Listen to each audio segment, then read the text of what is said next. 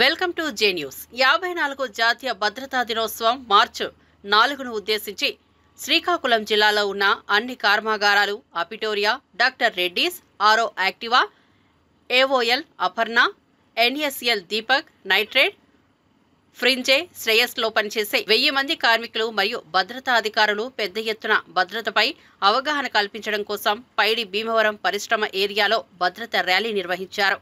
ఈ భద్రతా rally doctor Reddy's నుంచి అపిటోరియా యూనిట్ 4 వరకు నిర్వహించారు. ఈ సమావేశంలో deputy chief inspector of factories Shri Rambabu భద్రత యొక్క ప్రాముఖ్యత గురించి చెబుతూ ఈ రోజు భద్రతా ర్యాలీలో కార్మికులు చాలా ఉత్సాహంగా పాల్గొన్నారు.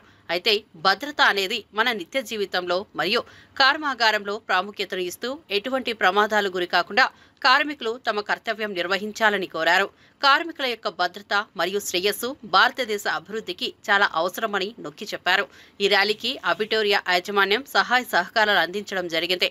ఈ కార్యక్రమంను హెచ్ఆర్ హెడ్ కమలాకర్ రెడ్డి మరియు ఈహెచ్ఎస్ హెడ్ సంపత్ రెడ్డి విజయవంతంగా నిర్వహించారు.